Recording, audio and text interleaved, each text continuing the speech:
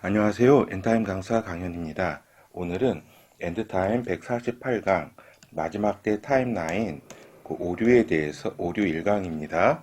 그 제목은 마지막 때 타임라인의 여러 입장들, 역사적 흐름에 따라서 살펴보도록 하겠습니다. 그래서 결국은 마지막 때 타임라인에 대한 이해는 결국은 그 메시아 나라를 어떻게 보는 것이냐, 그리고 주의 강림의 때를 어떻게 보는 것이냐에 따라서 여러 이제 입장으로 이렇게 나눠볼 수가 있다. 이런 이야기입니다. 그래서 또한 한편으로는 마지막 때 타임라인에 대한 그 여러 입장을 이해하는 가운데 교회 시대에 대한 이해가 매우 중요하다. 요 교회 시대에 대한 이해에 따라서 이제 여러 입장으로 분화가 된다. 그렇죠. 그래서 이제 본론으로 곧바로 들어가도록 하겠습니다. 그러니까 교회 시대를 이제 구분해 볼 때 교회 시대는 이제 유대인 중심의 교회 시대로 이렇게 볼 수가 있고 또 이방인 중심의 교회 시대로 이렇게 볼 수가 있다. 그래서 교회가 예수 그리스도께서 이제 교회를 이렇게 이 땅 위에 남기고 승천을 하셨잖아요. 그죠? 승천을 하셨는데 이제 이 땅에 남은 이제 이 교회가 처음에 그 유대인 중심으로 이렇게 그 성립이 될 수밖에 없었잖아요. 그죠? 다 사도가, 일단 12사도가 다 유대인들이었잖아요. 그리고 바울 사도라든가, 이렇게 그 처음에 유대인 중심으로 교회가 구성이 되었다. 그렇죠? 그러다가 이제 이제 복음이 세계에 이제 펼쳐나가면서 이방인들의 많이 들어왔잖아요. 그러면서 이방인 중심의 교회 시대가 되었다. 그리고 특별히 이방인 중심의 교회 시대가 된 거는 이제 유대인들이 이제 주류가 이제 복음을 거부하고 예수 그리스도의 복음을 거부하고 자신들만의 이제 유대 신학, 유대교 체계로 더욱 견고히 이렇게 담을 쌓았다. 그럼으로써 이방인 중심의 교회 시대가 지금까지 이렇게 쭉 펼쳐진 것이다. 이런 이야기입니다. 이건 이제 우리가 쉽게 이해를 할 수가 있는 것이죠. 그렇죠? 그러면서 이제 요 이방인 중심의 교회 시대는 다시 이제 이제 두 가지로 이제 나눠 볼 수가 있습니다. 하나는 서방교회 이방인 중심의 교회 시대와 그 다음에 서방교회, 그러니까 로마교회 이방인 중심의 교회 시대로 나누어 볼 수가 있다. 이 얘기입니다. 그러니까 처음에 이렇게 보면은 이렇게 여기가 이제 지중해라고 여기가 이제 이스라엘 있잖아요. 이스라엘에서 이제 시작된 교회가 예루살렘에서 시작된 교회가 이제 여기 안디옥 교회로 그 다음에 소아시아 교회로 그 다음에 이쪽 그리스 지역 빌립보 교회라든가 데살로니아 교회라든가 이쪽으로 그 다음에 로마 교회로 이렇게 복음이 확산이 되었다. 복음이 확산이 되었는데 처음에 여기 이 부분에 있어서는 이제 그 유대인 중심의 교회였잖아요. 이스라엘 유대인 중심의 교회에서 이쪽에 그리스 터키 이쪽 지역에 터키 그리스 지역에 동방교회 중심의 이방인 중심의 교회 시대가 먼저 형성이 되겠죠. 그 다음에 그 주도권이 이제 이제 초대교회는 5개의 이제 교회가 중심을 이뤘어요. 여기 예루살렘 교회, 요 알렉산드리아 교회, 여기 저기 소아시아 여기 콘스탄티노플 교회, 그 다음에 저기죠. 하나, 둘, 여기 안디옥 교회 있네요. 안디옥 교회, 하나, 둘, 셋, 넷, 여기 로마 교회까지 5개의 교회가 중심이 되었는데 이제 그 헤게모니의 그 주도권의 중심은 로마 교회 중심으로 이렇게 이동이 되었다. 중심의 교회. 이것에 따라서 이 이동에 따른 이제 타임라인에 대한 그 시각에 이제 변화가 생긴다. 이 얘기입니다. 그렇죠. 그래서 이제 마지막 때는 이제 그 마지막 때는 유대인 중심의 마지막 때 사건들이 진행이 이렇게 된다. 이때는 그 유대인의 구원의 때이자 하나님께서 이제 전 지구를 이제 주님께서 오시기 전에 이제 환란이 있을 때에 그때에 이제 그 유대인들을 이제 교회 가운데 이제 새로 이제 형성이 되게 하고 이렇게 주님께서 유대인을 그 마지막 한 일에 유대인에게 남겨준 그 역사를 이렇게 실현을 시키신다. 이런 걸 먼저 이해를 해야 되겠습니다. 그러니까 마지막 때 타임라인에 있어서의 그 메시아 나라에 대한 이해가 이제 초점이다. 초점이다. 우리가 메시아 나라 이곳이 이제 딱 초점이고 이 용어가 초점임에도 불구하고 이제 그 기존의 이제 신학적인 여러 이제 타임라인을 설명함에 있어서 신학적으로 접근하다 보니까 어떤 용어 같은 거 용어에 있어서의 혼란이 있었는데 이제 기준은 예수 그리스도의 강림 사건이 언제이냐로 이제 중심으로 이제 의견이 이제 나눠지는데 요것이 이러한 어떤 이제 기준으로 여러 이제 신학적인 이제 설명을 하는데 요것은 이제 초점이 아니다. 이것이 초점이 아니라 이제 메시아 나라가 그 언제 있느냐 하는 문제로 이제 그 요거를 이제 어떻게 용어가 대체되냐면 천년이라는 이제 용어로 이제 대체가 됐는데 이것이 이제 핵심적이고 적합한 용어는 아니다. 무슨 얘기냐면은 메시아 나라 이제 용어 이것이 이제 올바른 표현이다. 결국에는 메시아 나라가 존재하는 것을 인정하느냐, 인정하지 않느냐 이 얘기이다. 이 얘기입니다. 그렇죠. 요것이 핵심이다. 근데 이것을 빼고서 뭐 전천년설이니 후천년설이니 뭐 이렇게 무천년설이니 여러 가지 그냥 신학적인 논쟁.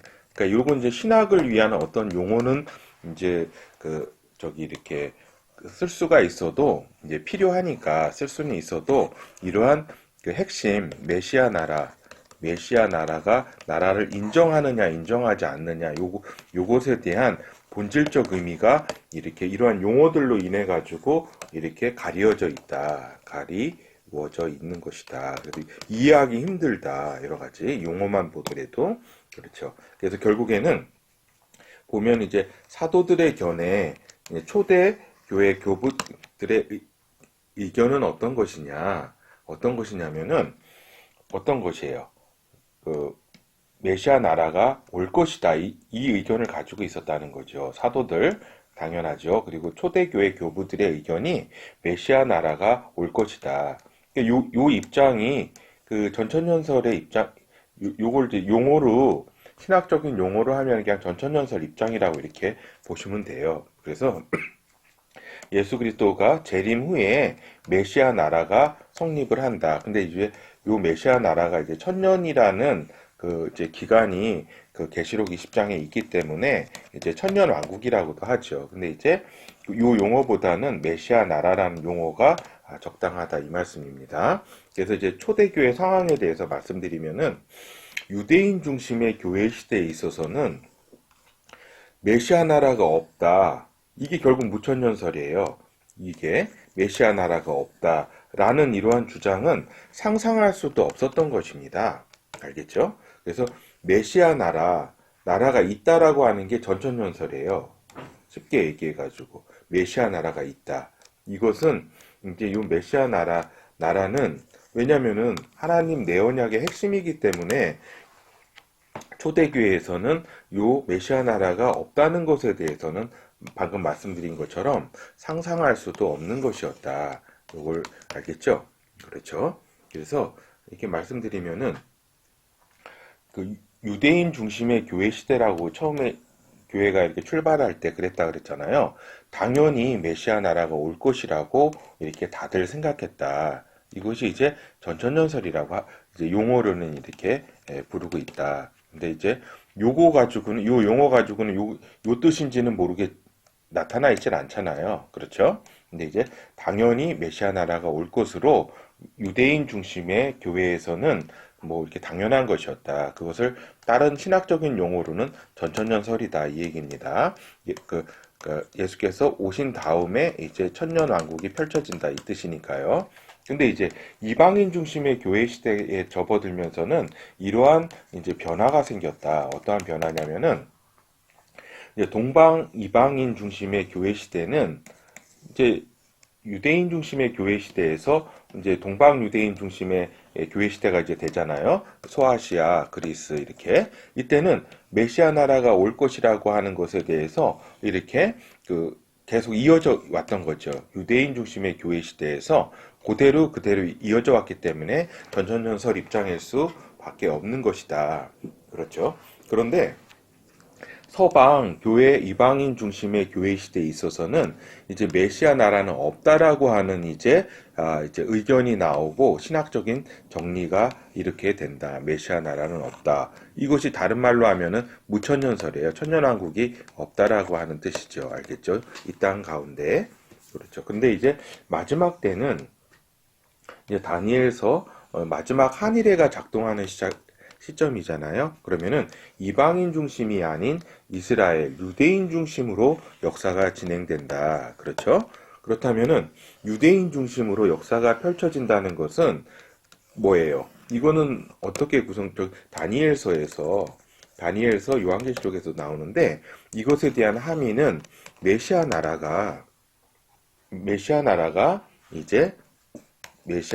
진행된다는 것을 전제로 하는 것이다. 이제 굳이 기존 용어로 표현하자면은 전천년설일 수밖에 없다. 이런 소리죠. 말씀이죠. 그렇죠. 그래서 지금 말씀드리는 건 뭐냐면 이제 유대인과 교회가 이제 대립되는 이러한 프레임으로 이제 여러 가지 신학적인 이제 전개를 하는데 유대인과 교회는 대립되는 것이 아니다. 유대인 중심의 교회냐, 이방인 중심의 교회냐의 문제인 것이고 여기에 따른 신학적인 변화가 있는 것이지 이게 유대인과 교회를 이런 대립적인 구도로 보는 것은 대체 신학에 대체했다고 하는 유대인 이스라엘을 교회가 대체했다고 하는 대체 신학의 영향이다. 이 얘기입니다. 이건 좀 이따 다루도록 하겠습니다. 지금 이제 이게 사실 중요한데 무슨 얘기냐면은 유대인 중심의 교회냐, 이방인 중심의 교회냐고 하는, 그러니까 교회는 유대인이나 이방인이나, 여기 이스라엘 유대인이나 이렇게 그 위에 존재하는 어떤 하나님의 기구이다. 알겠죠? 몸이다. 예수 그리스도의 몸인 거죠. 그래서 이거를 이쪽에 무슨 유대인을 이렇게 교회가 대체했다. 뭐 이렇게 이런 어떤 저기는 아까 방금 말씀드린 것처럼 대체 신학의 영향이지 교회라는 거는 교회는 여기 유대인이나 이방인이나 그 위에 존재하는 그러한 조직이고, 물론 이제 이 교회를 이제 구성하는 구성원이 유대인 중심의 교회냐, 이방인 중심에 있는 교회냐가 역사 속에서 이러한 변화가 있었기 때문에 이러한 어떤 이해를 해야 한다. 이런 말씀을 드립니다. 네, 그렇죠. 그래서 이제 중세 교회로의 이제 변화를 말씀드릴게요. 중세 교회의 변화는 이제 초대교회에서 우리가 이제 보통 볼 때 중세 교회로의 이렇게 이건 이제 시간별로 이제 살펴본 거잖아요. 여기는 이제 핍박이 있었고 그렇지만 여기 중세 교회는 로마 제국이 이제 기독교를 공인을 하고 콘스탄티누스 황제가 그 다음에 이제 테오도시우스 로마 제국 이제 국교화가 되면서부터는 우리가 이제 중세 교회로 이렇게 본다 이 얘기입니다. 그렇죠? 이 중세 교회는 아까도 말씀드린 것처럼 서방 교회 이방인 중심의 교회로 이제 변화가 일어나면서 이 사람들이 이제 이스라엘과 그러니까 유대인이죠. 유대인들은 이제 하나님께로부터 버려진 존재라고 하는 이러한 신학적 체계를 이제 세우게 되는 거죠. 그렇죠. 그래서 이제 이 핵심 신학자가 오리겐, 그러니까 AD 185년경에 태어나서 254년경에 이제 돌아가셨으니까 대략 이제 그 2세기 말에서 3세기 중엽까지 이렇게 사신 분이죠. 이분은 이제 영적 해석을 처음으로 체계화시킨 분이다. 사실상 최초의 조직 신학자이다. 알겠죠? 그리고 알렉산드리아 학파의 대표적 교부다. 그래서 여기서 나온 게 이제 뭐예요? 영적 해석이니까 영적 이스라엘. 우리가 이방인들 우리가 영적 이스라엘이다. 우리가 영적 이스라엘이고 유대인 너희들은 하나님으로부터 이제 벌을 받아서 버려진 바 되었다라는 이야기 아니에요. 여기에 이러한 이제 그 출발점이 된 거죠. 알겠죠? 영적 이스라엘이다. 그러니까 이제 뭐냐면 이분이 이제 공언한 것도 있다. 어떤 부분에서 크게 공언했냐면 성부 성자 동일 본질론에 대해서 굉장히 이제 이건 신학적인 큰 공언을 하신 분이다. 이건 이제 나중에 이제 칼케톤 이제 5세기 중엽에 신조에 있어서 이제 그 성부 성자의 동일 본질론 하나님의 요거는 이제 예수 그리스도의 신성과 인성, 이건 나중에 살펴볼게요. 인성을 이제 인정한 것인데 여기서 신성 부분에 있어서 이제 오리게네스라고도 하죠. 그의 공헌이 있는 그런 학자다 이런 이야기죠. 그리고 이제 아우구스티누스, 그러니까 4세기 중엽부터 5세기 중엽까지 살았던 인물이고 중세교회로의 이행을 이제 시켰던 분이다. 그러니까 대체신학의 신학적 틀을 완성한 분이다. 그렇죠? 공헌을 보면은 이제 삼위일체론, 원죄론, 은총론이라고 하는 이러한 기독교사에 있어서 굵직굵직한 이러한 이론들을 말씀을 주장을 하였다. 그리고 뭐 저서는 하나님의 도성이라든가 고백록이라든가 수많은 저서가 있다. 그러니까 이분이 어떻게 보면은 대체 신학의 신학적 틀을 이제 완성한 이렇게 분이라고 볼 수 있고, 이제 결국에는 대체 신학이라는 게 뭐냐, 이제 변화가 이루어지는데, 그건 뭐냐, 이스라엘, 그러니까 유대인은 이제 버려졌고, 하나님께서는 이제 이방인들을 이제 이걸 이제 교회라고 이제 한정 지은 거죠. 이방인들. 그래서 이 교회가 이방이라는 표현을 안 쓰고 이제 교회라는 표현을 쓰죠. 같은 뜻으로 사용하면서. 그래서 교회는 이제 이스라엘의 모든 축복과 어떤 그런 것을 다 교회가 계승을 했다. 하나님은 이제 교회를 택한 것이다. 결국에는 그 뜻은 이방인인데 교회라는 용어를 써가지고 이렇게 우리를 이제 혼란케 한 거죠. 그래서 이제 대체 신학의 자연스러운 결론은 뭐냐면은 이제 무천년설이 되는 거죠. 그렇죠? 이제 뭐냐면은 무천년설은 간단히 얘기해가지고 이 땅에서의 메시아 나라는 없다라고 하는 것입니다. 메시아 나라는 없다. 이것이 그렇죠. 그러면서 이제 무천년설은 중세 시대가 이렇게 근대가 되기까지 세월이 이렇게 1500년 정도 되잖아요. 그렇죠? 그러니까 1300, 400년 되는데 이렇게 오랜 시간 동안에 가장 이렇게 견고하게 이렇게 주장되었던 것이다. 그런데 이 대체 신학의 문제점은 뭐냐면은 단순히 이스라엘 유대인을 부정한 것이 아닌 메시아 나라의 건설을 부정했다는 점에서 문제가 심각한 것이다. 사실은 메시아는 인정하지만 메시아 나라는 그 이스라엘 나라에 거기 세워지고 세계를 통치하는 것인데 메시아 나라의 건설을 부정했다. 그러니까 단적인 예로 어거스틴은 지금의 이제 로마 시대, 그죠? 여기가 때가 로마 시대 아니에요? 서로마 시대 말기인데 로마 시대가 곧 천년왕국이다. 이게 메시아 나라다. 그러니까 이런 이야기가 얼토당토하지 않지만 뭐 이렇게 얘기하면 할 말이 없는 거죠. 영적 천년왕국이다. 뭐 이렇게 하면은 이렇게 주장을 하는 거죠. 알겠죠? 그러니까 로마 시대가 곧 그 성경에서 구약에서 쭉 하나님이 말씀하셨던 메시아 나라다. 메시아 나라다. 그렇죠. 그러니까 이제 메시아 없는 메시아 나라인 거죠. 알겠죠? 그러니까 결국에 이제 주장하고 싶었던 거는 이제 이스라엘이 그 하나님의 내언약으로부터 받아왔던 그 메시아 나라라는 것은 이제 하나님으로부터 폐기되었다고 하는 그런 주장인 것이죠. 그렇죠. 이제 종교개혁이 16세기에 이제 일어나잖아요.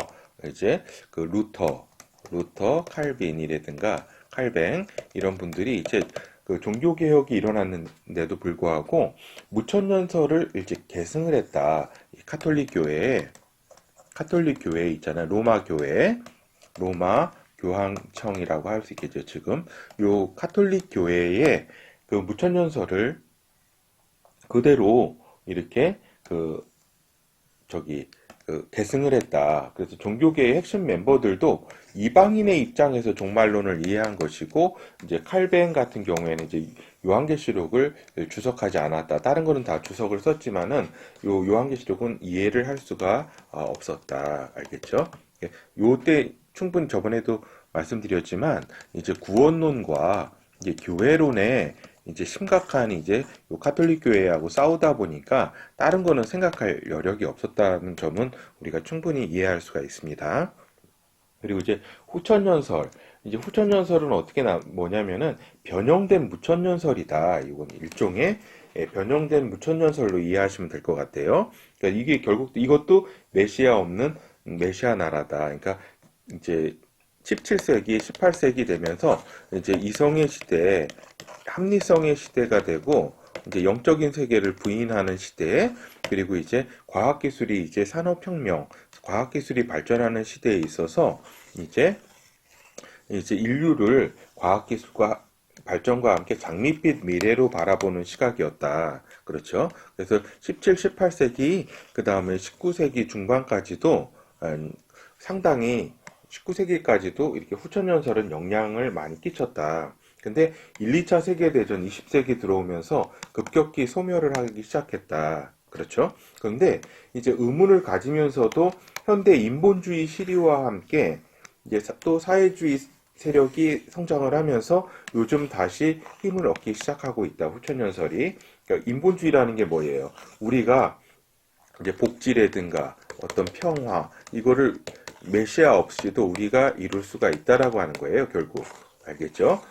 어떻게 보면 경제적으로 풍요해지면서 인류가 풍요해지면서 사실은 천년왕국이 필요 없다라는 얘기예요. 아주 속뜻은 알겠죠? 그렇지만은 이제 그렇죠. 그래서 시간이 좀 지났기 때문에 빠르게 진행하도록 하겠습니다. 근데 이제 또 다시 이제 19세기 이제 초반부터 이제 변형된 형태의 전천년설이 등장을 하기 시작했다. 이거는 이제 메시아 나라는 이 땅에 있다라고 하는 초대교회 이제 그 전천년설. 그러니까 이게 저기죠. 메시아 나라가 있다라는 거죠. 그리고 그대로 이렇게 계승을 했지만 이제 초대교회 시대의 전천년설과는 그 차이점이 있는데 그거는 뭐냐면 휴거 시기에 대해서만 이제 이견이 있다.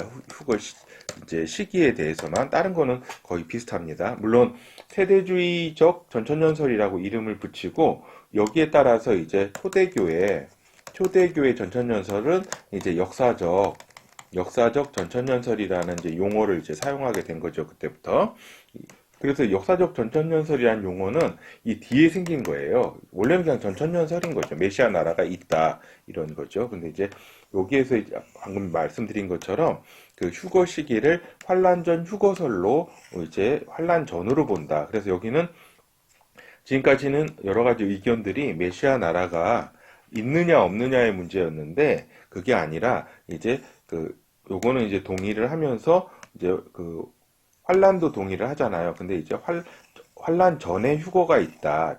전통적인 설은 환란 후 휴거설인데 이제 여기 환란 전에 휴거가 있다라고 하는 주장을 이제 19세기 초부터 주장을 이제 존 다비가 주장을 하면서 영국에 그다음에 이제 미국의 이제 부흥사죠. 무디 19세기 후반 무디 그다음에 스코필드 주석 19세기 후반에 이렇게 수록이 되면서 미국을 중심으로 해서 상당히 이제 이렇게 널리 퍼지게 되었다. 이런 얘기입니다. 그리고 이제 그 마지막 때에 있어서의 종교 통합의 시기, 이제 종교 통합의 시기가 이제 점점 지금 진행되고 있는데 여기에는 무천년설의 흐름이 될 수밖에 없다. 왜냐면은 종교 통합을 누가 주도를 하느냐? 주도는 이제 교황청, 로마 교황청이 하는 거잖아요. 카톨릭 교회.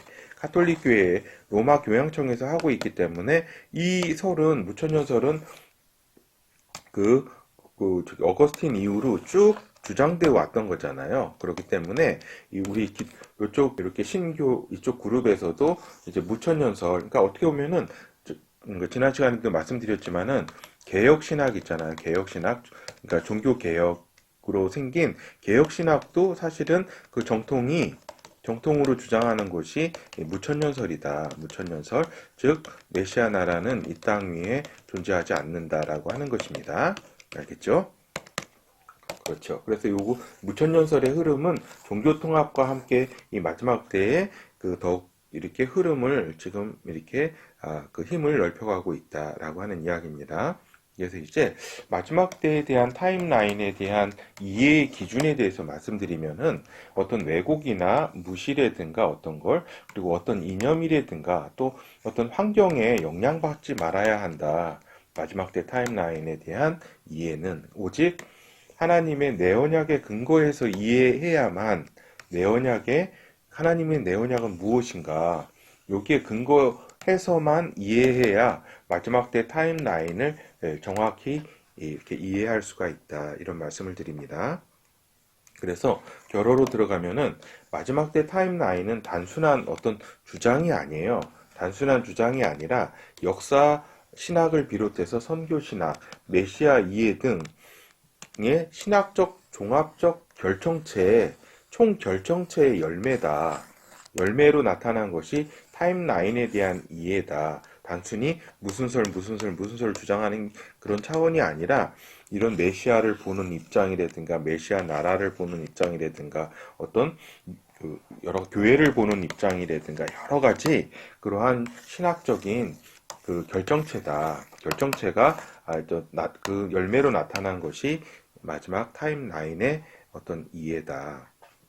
그래서 유대인 중심의 교회 시대에서 이방인 중심의 교회 시대로 변화가 이루어지면서 마지막 타임라인에 대한 이해는 크나큰 영향을 받았다. 즉 이렇게 메시아 나라가 존재한다라는 것에서 이제 너희들은 이제 폐기됐다 이렇게 얘기 아니에요. 대체신학. 그래서 이방인 중심의 교회가 되면서 그러니까 참 감람나무가 있고 거기에 이제 접붙여진 돌 감람나무가 이렇게 있는 것인데 이 돌 감람나무가 이 참나무 이 뿌리 참 감람나무인 뿌리인 이스라엘과 유대인은 너희는 존재하지 않는다. 그럼 여기 붕 뜨게 되는 거예요, 결국에는. 그렇죠. 그래서 이제 구약의 말씀들은 벌써 이방인이 구원을 받는 때에 대한 언급 등이 다 있고 마지막 때 타임라인에 대한 설계가 다 들어가 있습니다. 그래서 신약과 구약의 연속적 이해가 중요하다. 근데 이방인 중심의 교회 시대가 되면서 연속적 이해가 아닌 구약은 저기 유대인 이스라엘이 이렇게 이끌어 왔잖아요. 유대인들이. 그리고 신약은 지금까지 이제 초대교회를 제외하고는 이방인들이 이끌어 왔잖아요. 그렇죠? 그리고 여기를 단절된 대체신학, 대체되었다, 단절돼가지고 이것이 정답이 아니라 이제 연속적 이해가 상당히 중요하다. 이런 말씀을 드립니다. 그래서 마지막 때 타임라인에 대한 이해는 하나님의 내언약을 이해하고 신뢰하는 것으로부터 출발해야 한다. 그리고 메시아와 메시아 나라는 하나님 내언약의 핵심이다. 이런 말씀을 드립니다.